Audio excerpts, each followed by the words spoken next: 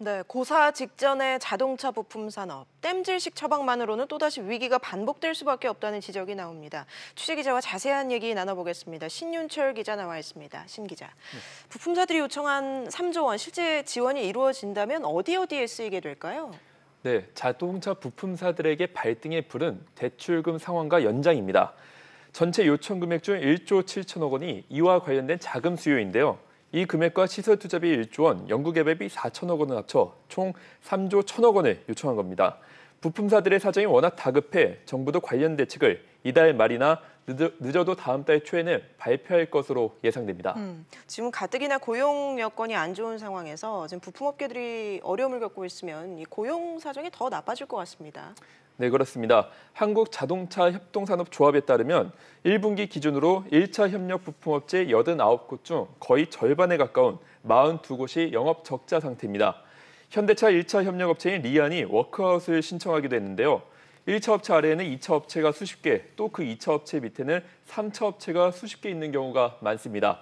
1차 업체가 이런 상황에 처하면 영세한 3차 업체는 그야말로 한계 상황에 내몰릴 수밖에 없는데요. 이는 곧바로 고용 상황에 영향을 주고 있습니다. 자동차 직접 고용 규모는 지난해 말 40만 명 선이었습니다. 그런데 올해 8월 기준으로는 1만 명 가까이 줄었는데요. 신규 고용은커녕 있던 일자리도 없어지고 있는 겁니다. 정부가 자동차 개별 소비세를 낮춰서 좀 판매를 촉진하고자 하는데 효과가 있습니까? 네, 반짝 도움은 됐었습니다.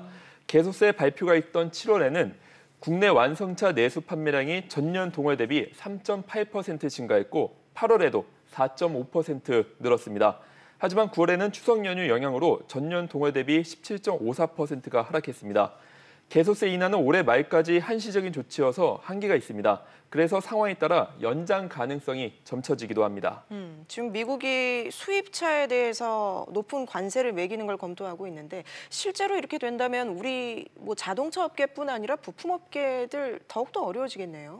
네, 맞습니다. 미국은 수입 자동차와 부품에 관해서 무역확장법 232조를 적용해 최고 25%의 추가 관세 부과를 검토 중입니다.